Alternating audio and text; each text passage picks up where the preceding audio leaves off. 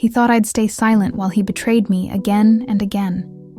He told me, "If you want respect, go find it somewhere else." Well, I did, and walking away was the sweetest revenge I could have ever imagined. If you've ever dreamed of serving justice to someone who wronged you, smash that like button, subscribe, and buckle up. If you'd like to share your story with our channel, please send it via the email link in the description. This story is heartbreaking and deeply satisfying. When I married my husband, I thought I was building a future filled with trust and love.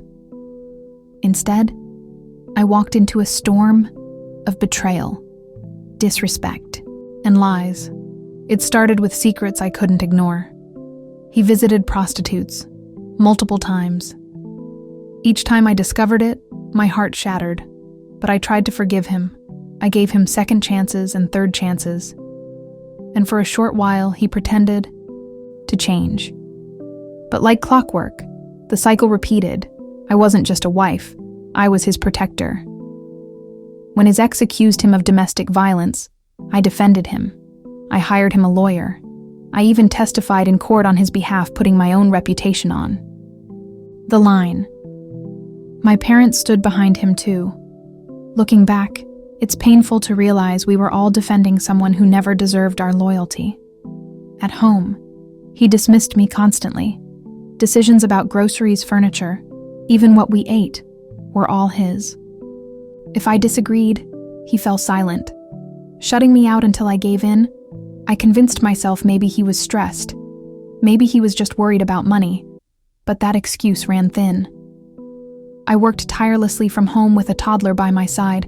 I balanced being a mother and an IT professional. But as bills mounted, I took on a second job, digital marketing, working until 1 or 2 in the morning.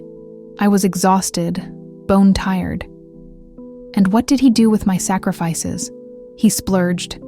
A new TV, a new dining table, furniture we didn't need. By the end of the month, he was drowning in thousands of dollars in credit card debt, and I paid it off over and over. Even though he refused to let me manage our finances, and as if that wasn't enough, he had the audacity to suggest I take more freelance jobs, like I wasn't already working myself into the ground. I begged him for emotional support. I told him I was drowning and needed a partner. His response? "I'm busy with my hobbies." Most nights I'd find him glued to his phone, sometimes watching pornography, other times disappearing into the bathroom immediately after. The disgust I felt, being neglected while he found comfort elsewhere, cut me deeper than words can describe. Still, I tried. I made his coffee every morning, cooked dinner daily, cleaned, cared for our son. I even dressed nicely, hoping he'd see me again, hoping maybe I still mattered to him. But every time I spoke up about feeling disrespected, he threw daggers disguised as words. "Why do I need to respect you? Don't you get respect from others?" When he vaped in the bedroom while our toddler slept, I begged him to stop his cold reply. "Then I'll just sleep outside." No apology, no compromise, just defiance. I even tried joining him for drinks, something I never enjoyed, hoping we could reconnect as friends. But instead of reaching for me, he reached for his bottle, his vape, and his phone. And when I suggested counseling, his words were a knife to my chest. I'd rather put myself in a mental hospital than take responsibility. Counseling is useless, a waste of money. That was the man I was fighting for. 1 month ago, I finally broke. When I told him I couldn't keep living like this, he didn't plead with me. He didn't soften. Instead, he demanded repayment. He listed everything he claimed he had ever done for us and told me I owed him. Then, with venom in his voice, he said, "Transfer the car to my name. If you want respect, go find it somewhere else." That was the moment I knew my marriage wasn't just broken. It was dead, and staying would mean burying myself along with it.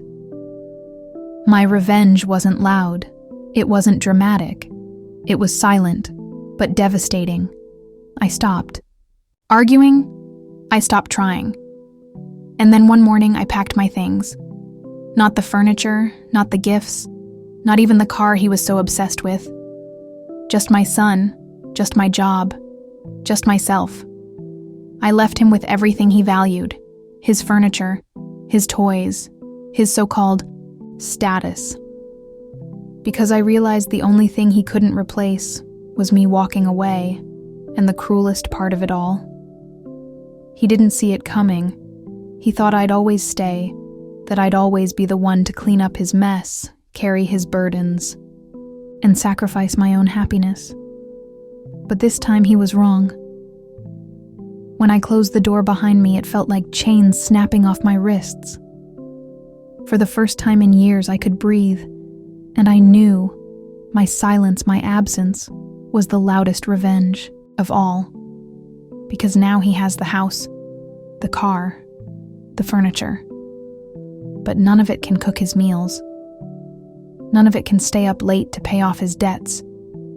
None of it can raise his child, and none of it can love him unconditionally. He demanded respect, but respect isn't something you can force. It's something you earn, and he had lost it all. He wanted control. He wanted obedience. He wanted me to bend until I broke. Instead, I walked away and left him with nothing but his own emptiness. And that's the kind of revenge no court, no shouting match, no fight could ever give him. Because his punishment wasn't me screaming in his face. It was me never looking back. Revenge doesn't always come wrapped in fire and fury. Sometimes the most satisfying revenge is silence, leaving someone to face the hollow life they created while you step into freedom. If this story gave you chills, smash that like button and tell me in the comments, what's the most powerful revenge you've ever seen? And don't forget to subscribe for more tales of karma, justice, and redemption.